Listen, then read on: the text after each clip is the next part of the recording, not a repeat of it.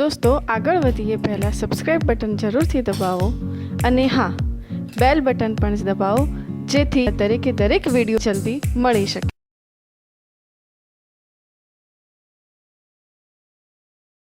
નમસ્કાર વિદ્યાર્થી મિત્રો, વિદ્યુત ચુંબકીય પ્રેરણા આજના સેકન્ડ લેક્ચરમાં આપણે જોઈશું ભ્રમણ કરતા ગૂંચળા વડે ઉદ્ભવતું પ્રેરિત વિદ્યુત ચાલક બળ, induced EMF due to rotating coil.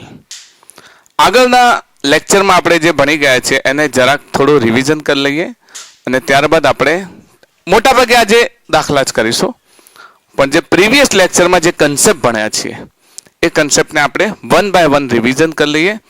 તો પ્રીવિયસ લેક્ચરમાં આપણે પહેલું તો ભણ્યા છીએ, જો પહેલા આપણે પુનરાવર્તન કરી લઈએ જે ભણ્યા છીએ એને. તો પહેલું ભણ્યા છીએ ત્યાં એમાં ફ્લક્સ યાદ હશે તમને. ફ્લક્સ કોઈ પણ પૃષ્ઠમાંથી પસાર થતી ચુંબકીય ક્ષેત્ર રેખાઓની સંખ્યાને તેની સાથે સંકળાયેલું ફ્લક્સ કહે છે. મતલબ આમ ચુંબકીય ક્ષેત્ર રેખાઓ હોય, આપણી પાસે ધારો કે કોઈ પૃષ્ઠ છે, આપણે પૃષ્ઠ બનાવી દઈએ. આ કોઈ પૃષ્ઠ છે તો પૃષ્ઠ સાથે સંકળાયેલી ચુંબકીય ક્ષેત્ર રેખાઓની સંખ્યાને એમાં એનો ક્ષેત્રફળનો સદિશ અને આ છે એનો વિદ્યુત ચુંબકીય ક્ષેત્રનો સદિશ. તો ફાઈને આપણે કેવી રીતે લેતા હતા? Phi is equals to B dot A. તમને યાદ હશે આપણે વિદ્યુત ફ્લક્સમાં ઈ ડોટ એ લીધું હતું. એમાં જે ક્ષેત્ર હતું એ ઈ હતું, અહીંયા જે ક્ષેત્ર છે બી, ને ડોટ પ્રોડક્ટ છે એટલે આપણે શું લખી શકીએ? બી એ કોસ થીટા, જ્યાં થીટા એ યસ બી અને એ વચ્ચેનો ખૂણો.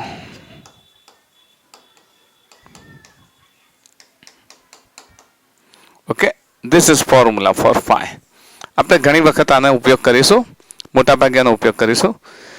પછી ફેરાડેનો પ્રથમ નિયમ.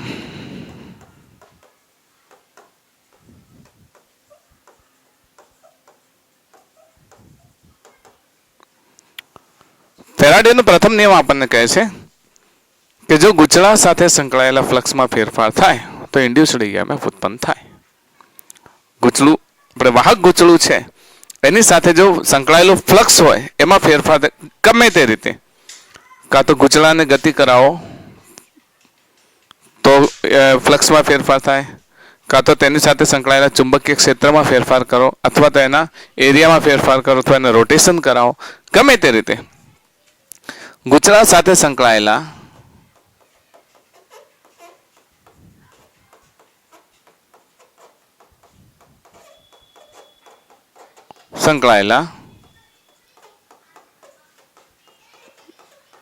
ચુંબકીય ફ્લક્સમાં ફેરફાર થાય તો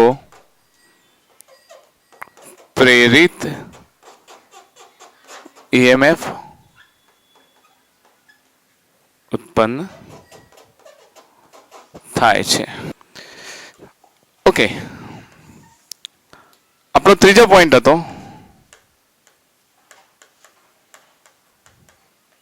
ફેરાડેનો બીજો નિયમ.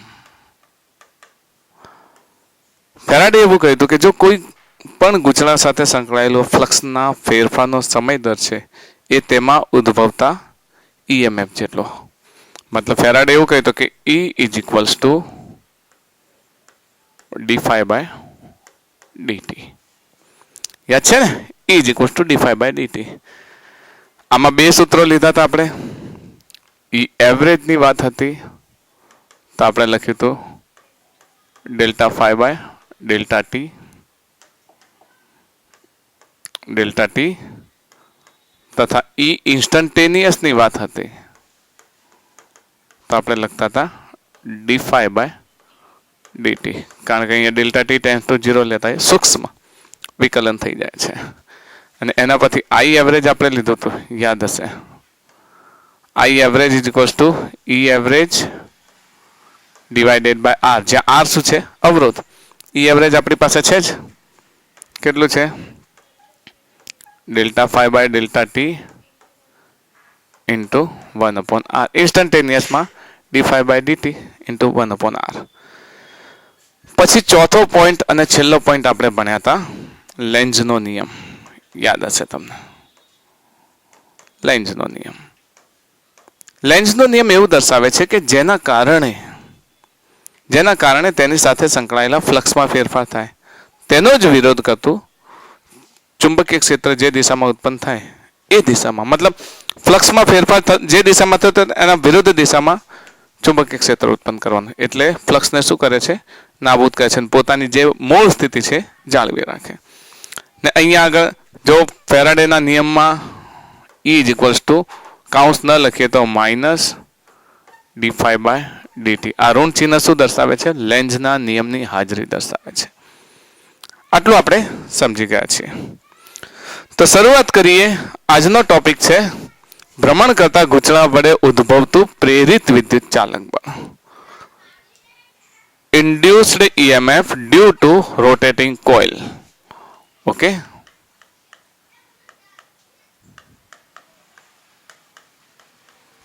ભ્રમણ કરતા ગૂંચળા વડે ઉદ્ભવતું EMF.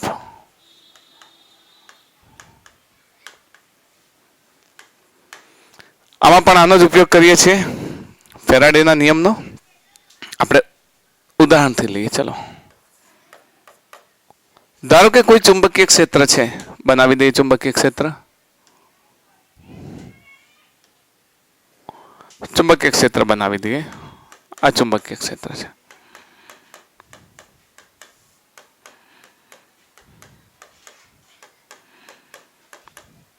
ચુંબકીય ક્ષેત્રમાં એક ગૂંચળું છે.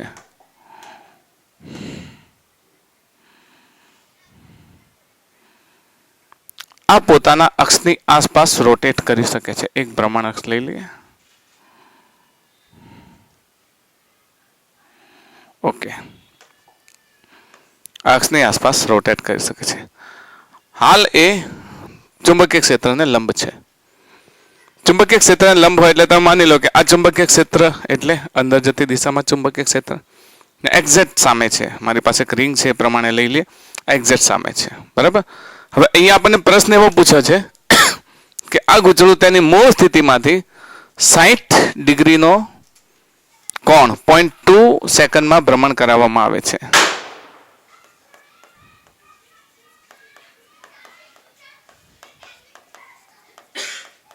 આપેલ ગૂંચળાને તેની મૂળ સ્થિતિમાંથી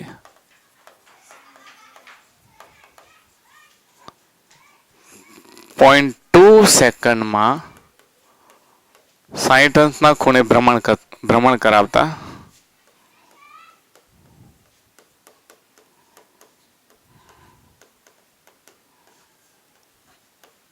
ઉદ્ભવતું EMF ખાલી જગ્યા.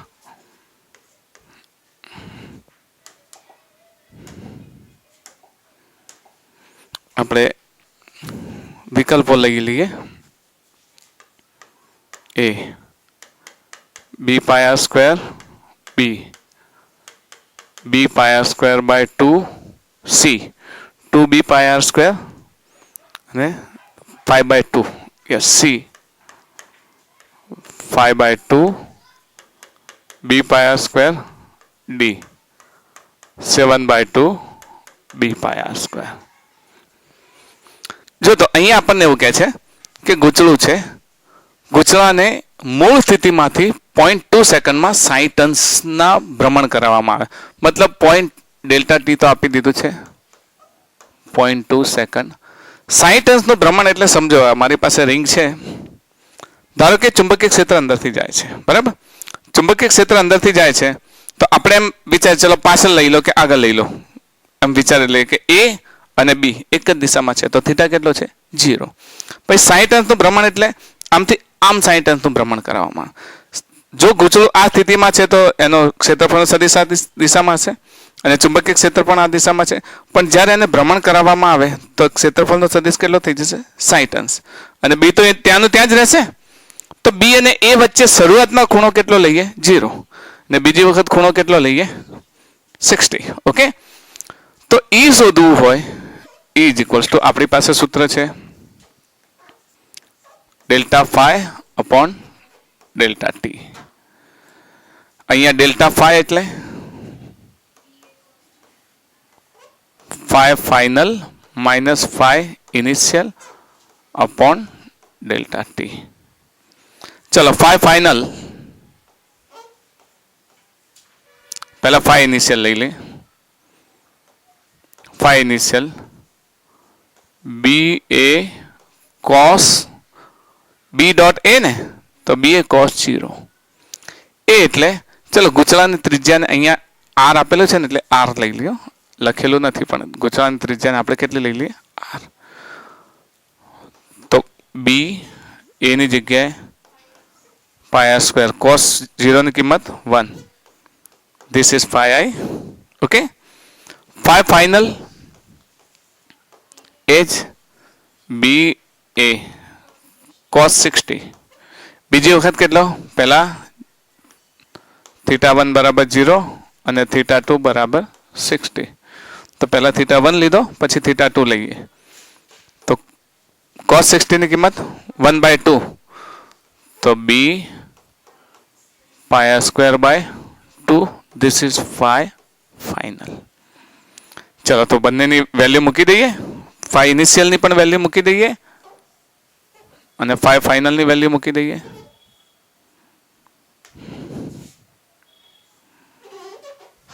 ફાઈ ફાઇનલની વેલ્યુ મૂકી દઈએ. Phi final B pi R square by 2 minus B pi R square divided by 0.2. B pi R square by 2 minus B pi R square, તો 2 આના સાથે ગુણાય એટલે minus 2 B pi R square by 2 થશે ને. પણ આ કાઉન્ટ છે એટલે માઇનસ જતો રહેશે. તો ફક્ત શું રહેશે? E is equals to B pi R square by 2 into 0.2. તો E is equals to B pi R square by 0.4. 0.4 એટલે 10/4 લખાય into B pi R square ને 10/4 એટલે 5/2 B pi R square. Okay. તો કયો ઓપ્શન સાચો? C option. C option. Okay. ખ્યાલ આવી ગયો? તો અહીંયા આગળ એ જ આપણો ફેરાડેનો નિયમ છે. Delta phi by delta T, delta phi final minus final. અહીંયા ખાલી આ જ જોવાનું છે. ગૂંચળું રોટેશન કરે છે. આપણું ટાઇટલ જ એ છે કે ભ્રમણ કરતા ગૂંચળા. ગૂંચળું શું કરે છે? રોટેશન કરે છે. રોટેશન કરે છે એટલે બી અને એ વચ્ચેનો એંગલ બદલાય. બી અને એ વચ્ચેનો એંગલ બદલાય તો તમે જાણો છો કે કેમ ઈએમએફ ઉત્પન્ન થાય. કારણ કે આ પ્રકારે છે, ફ્લક્સ આમાંથી જાય છે. જો એ રોટેશન કરશે તો તમે જો દેખાતું ક્ષેત્રફળ કેટલું થાય છે? ઓછું થાય છે. ઓછું થાય છે. એક સમય એવો આવે છે કે એમાંથી કોઈ ફ્લક્સ પસાર થતું નથી. ફ્લક્સ પસાર થતું નથી એટલે સ્પર્શ કરીને જાય છે. પછી એમાં ફરી પાછો વધારો થાય છે. વધારો થાય, ઘટાડો થાય, ઘટાડો થાય. તો આ પ્રમાણે ફ્લક્સ આ પ્રમાણે બદલાતું રહે અને જેના કારણે ઈએમએફ ઉત્પન્ન થાય છે. તો આ એંગલ તમને એંગલ ન આપે અને કોઈક વખત તમને રોટેશન કહી દે તો રોટેશન આધારિત દાખલો આપણે એક લઈએ જેથી તમે સમજી શકો. આપણી પાસે ચુંબકીય ક્ષેત્ર છે. એ જ આપણું ચુંબકીય ક્ષેત્ર.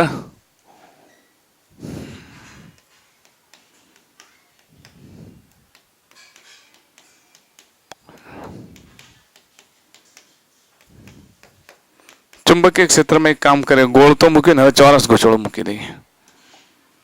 ચોરસ લઈ લઈએ આ પ્રમાણે એ અને બી લંબચોરસ લઈ લઈએ. ચલો લંબચોરસ ગૂંચળું લઈએ. એમાં એની લંબાઈ અને પહોળાઈ અલગ અલગ લઈએ. લંબાઈ એ લઈએ, પહોળાઈ બી લઈએ અને અથવા એનું ક્ષેત્રફળ લઈએ. 4 ઓહમ અવરોધ ધરાવતું લખીએ.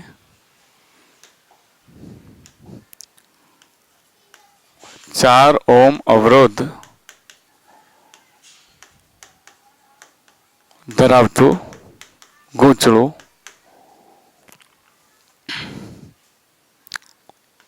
300 રોટેશન પર મિનિટના દરથી ધરીના સાપેક્ષ ભ્રમણ કરે છે. ધરી બનાવી દઈએ અહીંયા. ધરી છે. આપેલ ધરીના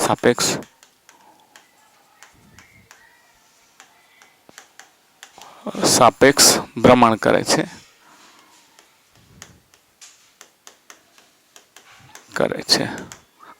આપણને ગૂંચળાનું ક્ષેત્ર પણ આપી દીધું છે. જો ગૂંચળાનું ક્ષેત્રફળ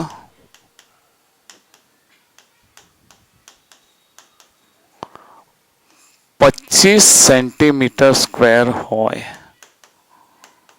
તો હવે પ્રશ્ન સમજો. પ્રશ્નમાં આપણે એકાદ બે કન્સેપ્ટ એક સાથે લઈ લઈએ કે અડધા ભ્રમણ માટે અને પૂરા ભ્રમણ માટે પ્રેરિત ઈએમએફ ને અડધા ભ્રમણ માટે વહેતો વીજભાર.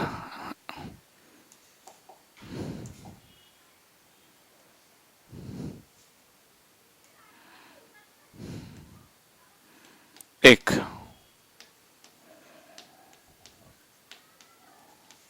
અડધા ભ્રમણ માટે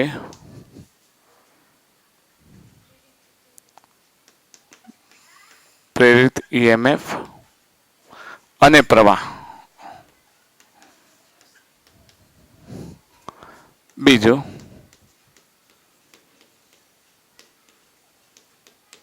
પૂરા ભ્રમણ માટે પ્રેરિત ઈએમએફ શોધો.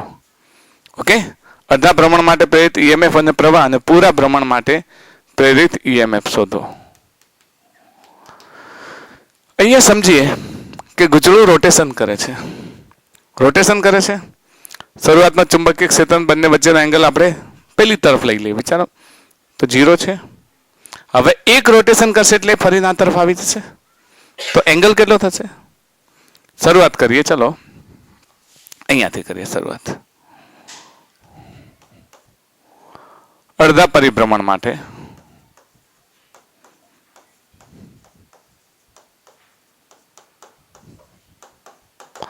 વિચારો કે ફ્લક્સ એમાંથી તો જઈ રહ્યું છે.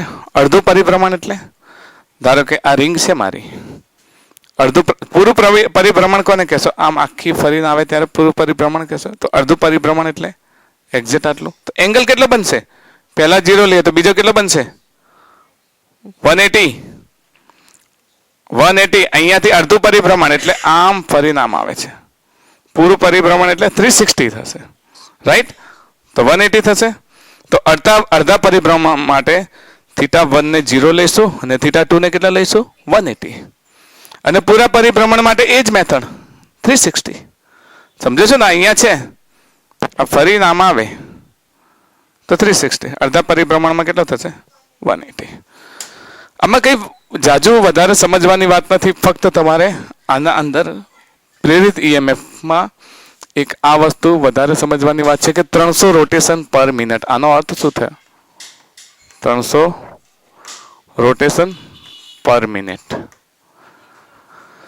હા, આપણે ડેલ્ટા ટી લેવો છે અડધા પરિભ્રમણ માટે. તો 300 પરિભ્રમણ થાય ત્યારે 60 સેકન્ડ થાય. તો અડધા પરિભ્રમણ માટે કેટલો સમય લખી શકીએ ને? આના પરથી આપણે શું લખી શકીએ? 300 પરિભ્રમણ માટે 60 સેકન્ડ. અડધા પરિભ્રમણ આપણે શું લખીશું? 1/2 લખીએ. અડધા પરિભ્રમણ માટે કેટલો? આ બેનો ગુણાકાર ભાગ્યા 300. આ બેનો ગુણાકાર કરીએ તો કેટલા થશે? 30 થઈ જશે ને? 1/2 into 60. 30 લખી દઈએ ડાયરેક્ટ. તો T is equals to 30 divided by 300. 0.1 second. Delta T મળી ગયો આપણને. અને ડેલ્ટા ટી લખીએ. ચલો, કારણ કે ડેલ્ટા ટી ની જરૂર પડે છે. ડેલ્ટા ટી ને બસ હવે તો આપણે જાણીએ છીએ અડધા પરિભ્રમણ માટે ઉદ્ભવતા E શોધવાનું છે. તો E is equals to એ જ આપણું delta 5 upon delta T delta phi એટલે B A cos 0 minus B A cos 180 છેદમાં ડેલ્ટા ટી કેટલા લખીશું 0.1 B A cos 0 that is B A cos 180 minus minus B A થાય છે ને તો E is equals to B A minus minus B A by 0.1. It means E is equals to 2BA upon 0.1. Value બધી મૂકી દઈએ બરાબર એટલે આપણને ફટાફટ જવાબ મળી જશે E is equals to 2 into B ની value 4 into 10 raised to minus 2 area 25 into 10 raised to minus 4 divided by 10 raised to minus 1 લખીએ ચાલે ને પછી ઉપર પ્લસ કરીશું 25 ચોક 100 100 એટલે આની સાથે કેન્સલ કરી દઈએ આ 10 raised to minus 1 એટલે 10 raised to minus 2 is equals to 2 into 10 raised to minus 3 volt okay value આપણે છેલ્લે મૂકીએ એટલે કંજક્ટેડ થાય નહીં બીજું પ્રવાહ શોધવો છે પ્રવાહ શોધવા માટે આપણને શું મળી ગયું ઈએમએફ આ ગણતરી તમને ખ્યાલ હશે એટલે આ ગણતરી કાઢી નાખું છું રોટેશન વાળે ડેલ્ટા ટી ની વેલ્યુ અહીંયા લખી દીધી છે ને ઓકે ડેલ્ટા ટી તમે સમજી લેશો આ બંને વેલ્યુ અહીંયા લખી દે ચાલો બી તો છે delta T is equal to 0.1 second અને એરિયા 25 ગુણ્યા 10 ની માઇનસ 4 ઘાત મીટર સ્ક્વેર એટલે એટલી જગ્યા આપણે બચી જાય અહીંયા લઈએ જો હવે અહીંયા ઈએમએફ મેળવી લીધું આપણે હવે મેળવી આઈ તો તમે જાણો છો આઈ ઇઝ ઇક્વલ ટુ શું થશે ઈ અપોન આર થાય ઈ કેટલું છે 2 into 10 raised to minus 3 R આપેલો છે યસ 4 ઓહ્મ તો 4 ઓહ્મ તો કેટલો થશે 0.5 into 10 raised to minus 3 there will be 0.5 into 10 raised to minus 3 ohm okay હા અહીંયા માઇનસ લખવાનું રહી ગયું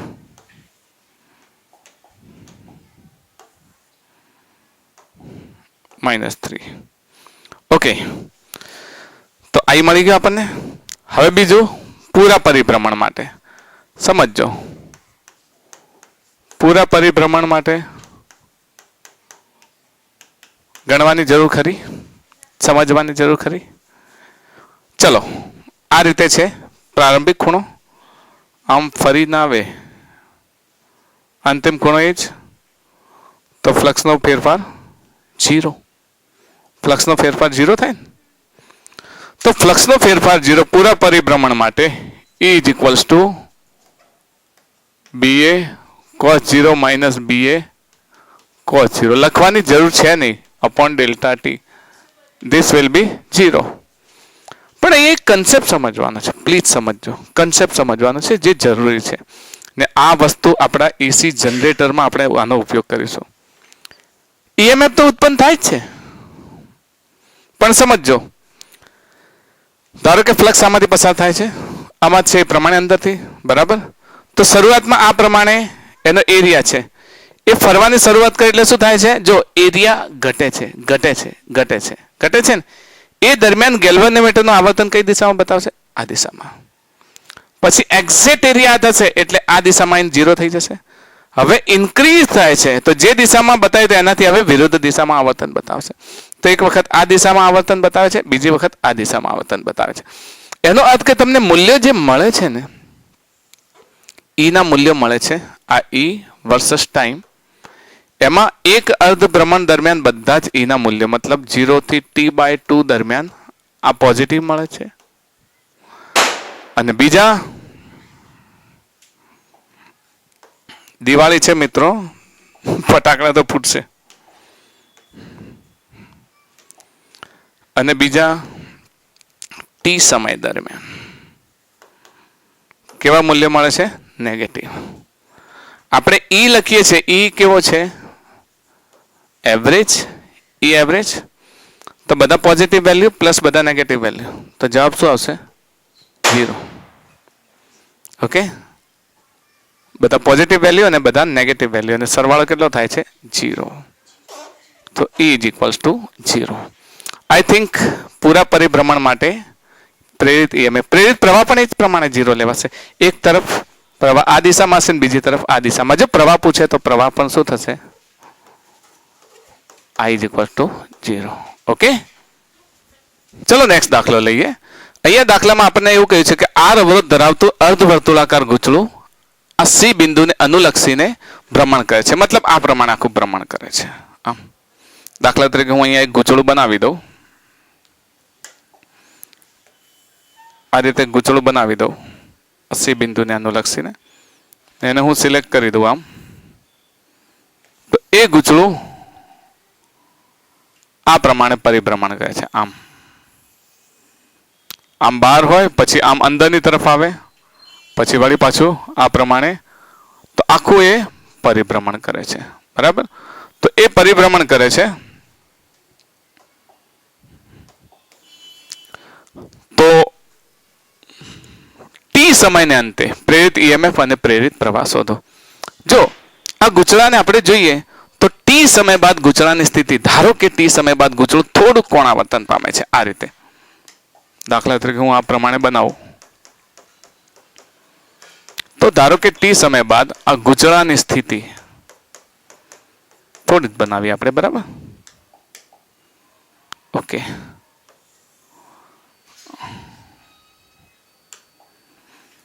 આ પ્રમાણે થોડુંક અંદર એન્ટર થાય છે.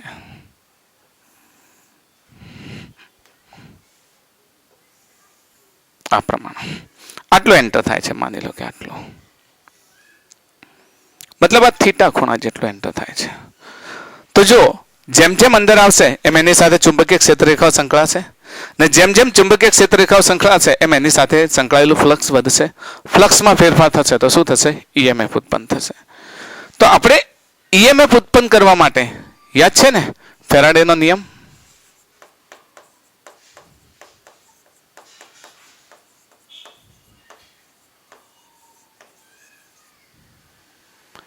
E બરાબર d∅dt લઈશું, અથવા ડેલ્ટા ફાઈ બાય E બરાબર delta phi by delta t લઈશું. Delta phi by delta t અથવા d∅ બાય dt. હવે અહીંયા આપણે લેવાનું છે, પરિભ્રમણ કરે છે ને, તો t સમયના અંતરે d∅ બાય dt લઈશું. ઓકે, અહીંયા આપણે એરિયા મેળવવાનું છે. તો t સમયના અંતે ગૂંચળું થીટા જેટલું કોણાવર્તન કરે, કોણીય સ્થાનાંતર કરે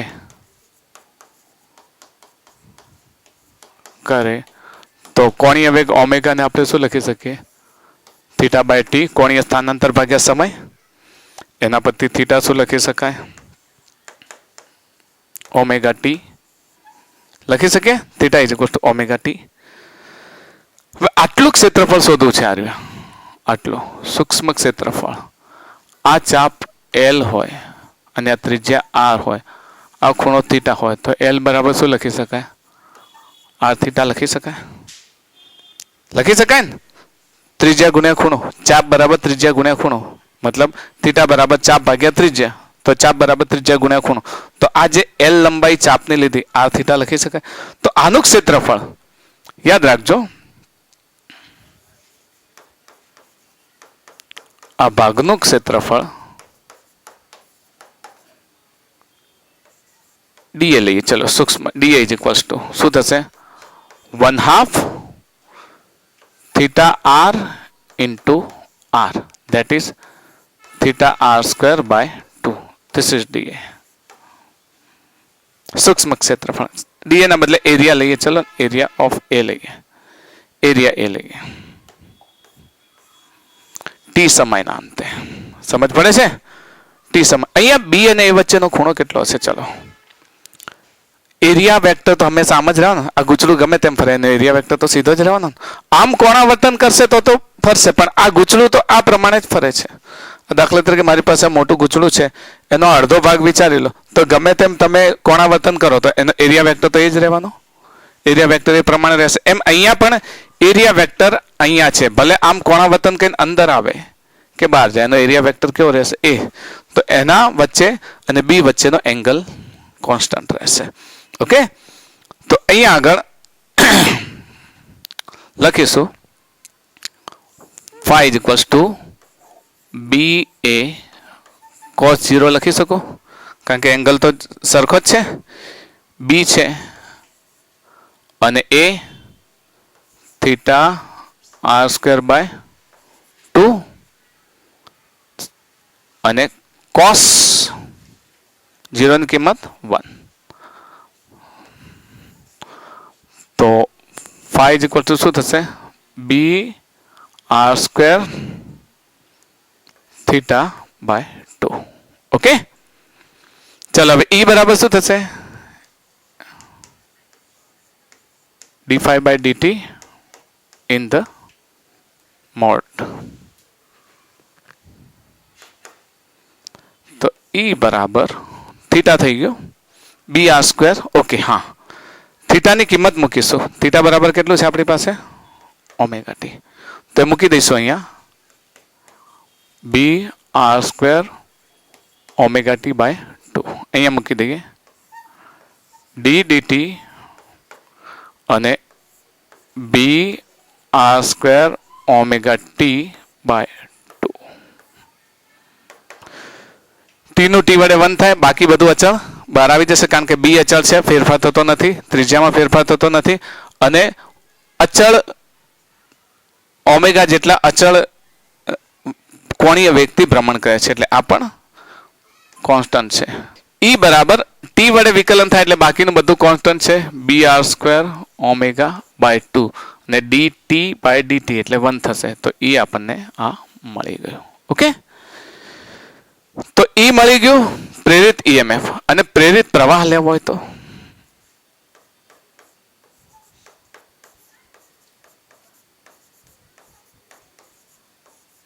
I બરાબર ઈ અપોન આર થાય. આર અવરોધ છે ને, આપેલો છે ને આર અવરોધ. આ ગૂંચળાનો જે વાયર છે એ વાયરનો અવરોધ કેટલો છે? આર. કારણ કે ઈએમએફમાં અહીંયા પ્રવાહ જે પસાર થશે તો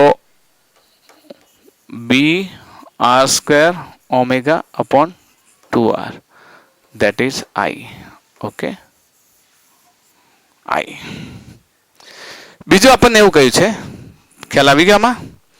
બીજું આપણને કહે છે I વિરુદ્ધ ટી નો આલેખ દોરો. જો I વિરુદ્ધ ટી ના આલેખમાં તમે જો આ ફરતું હશે ગૂંચળું, તો એની અલગ અલગ પોઝિશન હશે.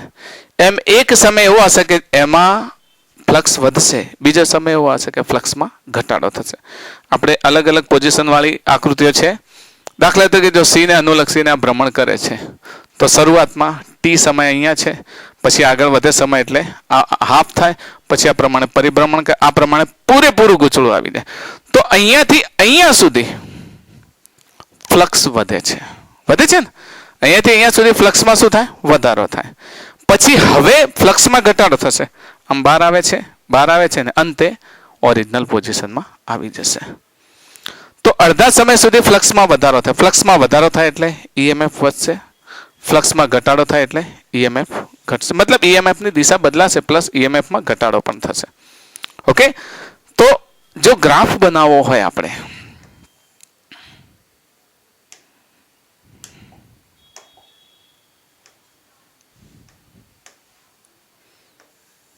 ગ્રાફ બનાવવો છે ઈ વિરુદ્ધ આઈ વિરુદ્ધ, હા, આઈ વિરુદ્ધ ટી નો ગ્રાફ બનાવવો છે. એ જ કહ્યું છે ને આપણને? યસ, આઈ વિરુદ્ધ ટી નો ગ્રાફ. તો શરૂઆતમાં પ્રવાહ વધશે. કેટલો વધશે? અહીંયા પ્રવાહ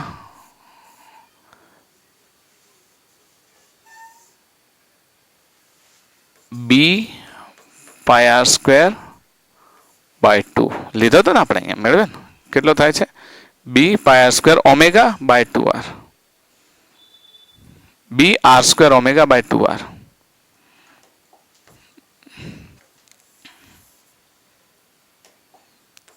બી R square omega upon 2r. ક્યાં સુધી? અહીંયા સુધી. પછી ઈએમએફ ની દિશા બદલાશે. ફ્લક્સ વધે છે ત્યારે ઈએમએફ ની દિશા અલગ હશે અને ફ્લક્સ ઘટશે એટલે ઈએમએફ ની દિશા કેવી હશે? અલગ હશે. તો ઈએમએફ ની દિશા અલગ હશે એટલે એ ઈએમએફ કેવું થશે? માઇનસ થઈ જશે. તો આ વેલ્યુ આપણને બી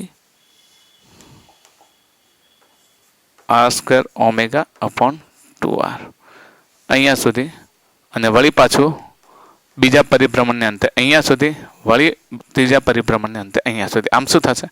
વધારો ઘટાડો થયા કરશે. ઈએમએફ નું એક તરફ અલગ દિશામાં મળે છે અને બીજી તરફ અલગ દિશા અલગ મળશે તમને. ક્લિયર? હવે આ દાખલા પછી એક દાખલો લઈ અને આ જે ટોપિક છે એને પૂરો કરીએ. કારણ કે હવે પછી જે કન્સેપ્ટ લેવા જઈ રહ્યો છું, દાખલો સિમ્પલ છે પણ એમાં તમારો જે છેલ્લો ટોપિક આવશે ને એસી જનરેટરનો સિદ્ધાંત એની અંદર સીધો દેખાઈ જશે. દાખલા તરીકે આપણી પાસે ધારો કે કોઈ ચુંબકીય ક્ષેત્ર છે. બોલો આ કેવી દિશા હશે ચુંબકીય ક્ષેત્રની? બહાર આવતી દિશામાં. કોઈ ચુંબકીય ક્ષેત્ર છે, એમાં એક વર્તુળાકાર લૂપ મૂકેલું છે.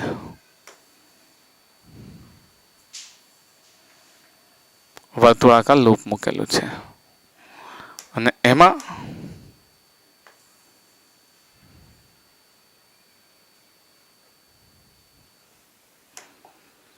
આ લૂપ પરિભ્રમણ કરે છે. કેવી રીતે? ધરીને અનુલક્ષીને ઓમેગા જેટલા વેગથી. તો ટી સમયને અંતે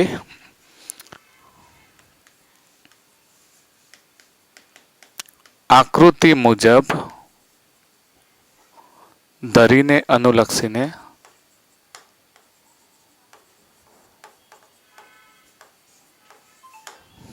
પરિભ્રમણ ઓમેગા જેટલા કોણીય વેગથી પરિભ્રમણ કરે છે.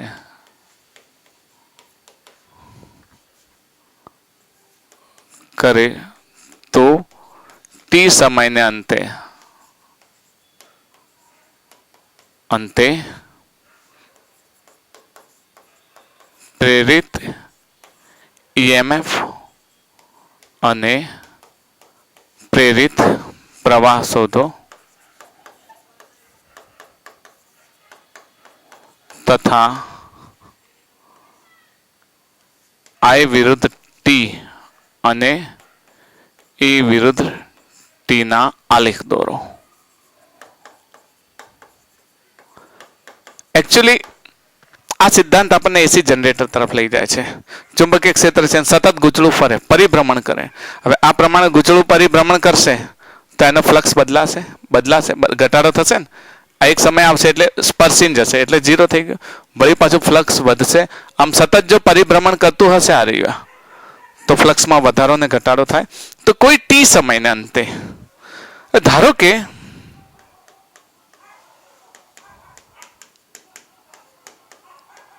ટી સમયને અંતે હમણાં આપણે લીધું હતું એમ થીટા ખૂણો બને તો બોલો ઓમેગા કેટલું થશે? Theta by T. એના પરથી થીટા લેવો તો કેટલો થશે? Omega T. હમણાં આપણે લીધો તો બરાબર. આ ગૂંચળાનું ક્ષેત્રફળ કેટલું હશે? અહીંયા એ બરાબર પાય આર સ્ક્વેર. માની લો કે આની ત્રિજ્યા કેટલી છે? આર છે. એ બરાબર પાય આર સ્ક્વેર. તો ડી ફાઈ બાય ડીટી આપણે એ જ લઈએ ને, એરિયા જ લઈએ બરાબર. પાય આર સ્ક્વેર લેવાની કોઈ જરૂર નથી કારણ કે અહીંયા આપણને કોઈ ત્રિજ્યાનો ઉલ્લેખ કર્યો નથી. તો ફાઈ ઇનિશિયલ કેટલા થશે? B A cos 0 that is BA અને phi final BA cos theta. કેમ? કારણ કે થીટા ખૂણો બને છે. તો ફાઇનલ બરાબર બી A cos of omega T, અથવા ટી સમયના અંતે લઈએ છીએ ને તો ટી સમયના અંતે ફ્લક્સ આપણે ફાઈ જ લઈશું. બરાબર, ઇનિશિયલ ને ફાઇનલ નથી લેવું, કારણ કે ઇન્સ્ટન્ટેનિયસ સમય આપી દીધો છે એટલે ફાઈ આપણને આટલું જ આપી દીધેલું છે. ઓકે, ઇનિશિયલ ફાઇનલ નહીં લઈએ આપણે. ટી સમયને અંતે આપેલું હશે તો ફક્ત ફાઈ લઈશું. ઓકે, ઈ બરાબર શું લખીશું? ડી ફાઈ બાય ડીટી, ઈ બરાબર ડી બાય ડીટી મોડ લખીએ, અને આ શું થશે? બી એ કોસ થીટાના બદલે ઓમેગા ટી. ચલો, બી કોન્સ્ટન્ટ, એ કોન્સ્ટન્ટ, કોસનું શું થશે? Minus sign. કોસનું શું થશે? Minus sign. તો લખી શકીએ આપણે અહીંયા આગળ E is equals to B એ કોસનું શું કરીશું? માઇનસ આગળ લઈએ, સાઇન ઓમેગા ટી, પછી હજુ ઓમેગા ટી નું થશે એટલે આગળ શું આવશે? ઓમેગા. ખબર પડે છે ને? હજુ ઓમેગા ટી નું થશે એટલે આ શું આવશે? ઓમેગા. હવે આ જે છે ભાગ, આટલા ભાગને એક અચળ તરીકે લઈ લઈએ. આ જે આટલો ભાગ છે ને એને એક અચળ તરીકે લઈએ, જેને આપણે શું કહીએ? E0. તો E0 સાઇન ઓમેગા ટી, જ્યાં E0 પર જો મોડમાં હશે તો આપણે એને પોઝિટિવ જ લઈ લઈશું, મોડમાં હશે તો. પણ મોડમાં નહીં હોય તો નેગેટિવ લઈશું. તો E0 is equals to minus B A omega. એ થઈ ગયો. હવે લેવાનો છે I. I is equals to E by R. એ કેટલો છે? Minus B A omega upon R, પછી સાઇન ઓમેગા ટી. હવે આટલા ભાગને આપણે I0 લઈએ તો I is equals to I0 sine omega T. That is I. તો E અને I આપણે બંને મેળવી શકીએ. અહીંયા ખ્યાલ આવ્યો? બી એ ઓમેગા. અહીંયા ચલો, મોડને કન્ટિન્યુ રાખ્યો હોય તો આ બધા શું થઈ જશે? પોઝિટિવ થઈ જશે. પણ જ્યારે તમે એસી જનરેટર બનશો ને, અહીંયા આપણે ફક્ત લેન્ઝના નિયમમાં જે માઇનસ છે ને એ માઇનસને રિમૂવ કરવા માટે મોડ રાખીએ છીએ. બાકી I is equal to I0 sine omega T અને E is equal to E0 sign omega T. આ બંને એ પ્રવાહ અને આના સૂત્રો છે. હવે તમે જાણો છો સાઇનનો ગ્રાફ, બેઝિક મેથ્સમાં આપણે ભણી ગયા છે કે સાઇનનો ગ્રાફ છે ને એ ઉગમ બિંદુમાંથી પસાર થાય. જાણો છો, જો થીટા બરાબર 0 હોય, થીટા બરાબર 0 હોય તો ઓફકોર્સ ઓમેગા 0. તો ઓમેગા ટી ની કિંમત કેટલી થઈ જાય? 0. ઓમેગા ટી ની કિંમત 0 થાય કારણ કે સાઇન છે ને, તો ઓમેગા ટી ની કિંમત 0 થાય તો એ સમયે E કેટલો મળશે? 0 મળશે. આમ જો ગ્રાફ આપણે લઈએ, કોનો? I વર્સસ T નો ગ્રાફ, I વર્સસ T નો આલેખ. આ આલેખ આપણે આગળ પણ ભણીશું. શામાં? એસી જનરેટરમાં. તો I વર્સસ T નો આલેખ આપણે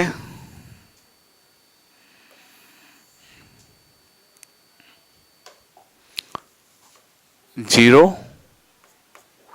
E ની મેક્સિમમ વેલ્યુ, E ની મિનિમમ વેલ્યુ. 0 માંથી પસાર થાય ગ્રાફ અને આપણને કેવો દેખવા મળે? આ પ્રમાણે. કેમ? તો શૂન્ય સમય, પછી T/2 સમય અને T સમય. પહેલા હાફ સર્કલમાં સમજો, પહેલા હાફ સર્કલમાં ઘટાડો થાય છે. એ સમયના EMF ને શું લઈએ? પોઝિટિવ. સમજો છો ને? ચુંબકીય ક્ષેત્રરેખાઓ બહાર આવી તો આમ છે, પહેલા હાફ સર્કલમાં ચુંબકીય ક્ષેત્રરેખાઓનો ઘટાડો થાય છે, પછી વધારો થાય છે ને, ફરી પાછો ઘટાડો થાય છે, ફરી પાછો વધારો થાય છે. તો એના કારણે પ્રવાહની દિશા બદલાય. મેં તમને કહ્યું હતું, જો વધારો થાય તો પ્રવાહ, ધારો કે આ દિશામાં વહેતો હોય તો ઘટાડો થાય તો પ્રવાહ આ દિશામાં વહે. આપણે લેન્ઝના નિયમમાં શીખી ગયા છીએ, ખબર છે ને?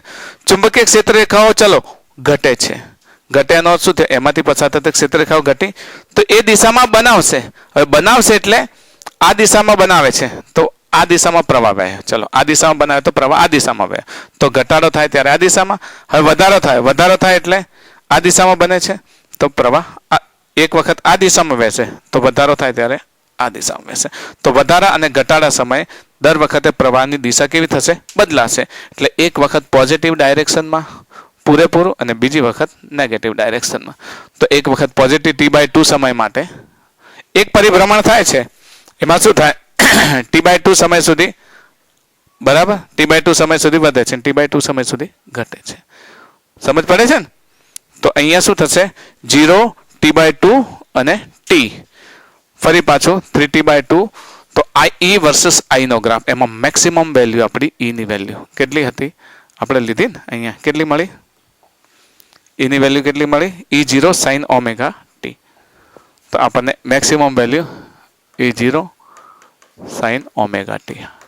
જેમ જેમ સમય બદલાય છે એમ એમ આ T/4 ફરી પાછું T/2 3T/4 4T/4 એટલે T પછી 5T/4 પછી 6T/4 એટલે 3T/2 એટલે દોઢ સમય થાય ને. અર્ધ પરિભ્રમણ, પૂર્ણ પરિભ્રમણ, દોઢ ભ્રમણ. તો આ પ્રમાણે પરિભ્રમણનો ગ્રાફ છે ને એ જ પ્રમાણે અહીંયા I વર્સસ આનો ગ્રાફ પણ આવો જ મળે છે.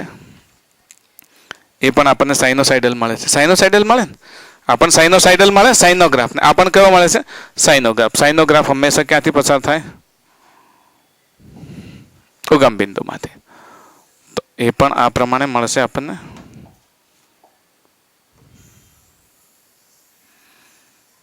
આ પ્રમાણે 0 આ maximum I is equals to I0 sin omega t. ફક્ત અવરોધ વડે જ ભાગે છે ને, યાદ છે ને? I બરાબર V/R. અહીંયા V ની જગ્યાએ શું હતું? E/R. તો E/R નો જે પણ ફેક્ટર હતો એને આપણે શું લીધો? I0 લીધો ને. E/R નો જે ફેક્ટર હતો આગળનો સાઇન સિવાયનો એને I0 લીધો. એટલે આને આપણે લઈએ છીએ I0 sin omega t. નીચેની તરફ minus I that is I0 sin omega t. તો એ 0 T/2 T ને આ 3T/2. આવો જ આલેખ આપણે પૂરા સ્ટેપ બાય સ્ટેપ એસી જનરેટરમાં ભણીશું. એક બિંદુ માટે એસી જનરેટરમાં ભણીશું. પણ એસી જનરેટરમાં આ જ કામ થશે. ગૂંચળું સતત શું થશે? બે ચુંબકો હશે ને, બે ચુંબકોની વચ્ચે ગૂંચળું સતત શું કરતું હશે? દોલન કરતું હશે. સતત પરિભ્રમણ કરતું હશે. પરિભ્રમણ કરે એટલે પ્રવાહ પસાર થાય. વાસ્તવમાં વિદ્યુત ચુંબકીય પ્રેરણનો જે અંત ભાગ છે એ એસી પ્રવાહની શરૂઆત છે. તો એસી પ્રવાહની શરૂઆત આપણે એસી જનરેટરમાં કરીશું. Okay, till then okay, by.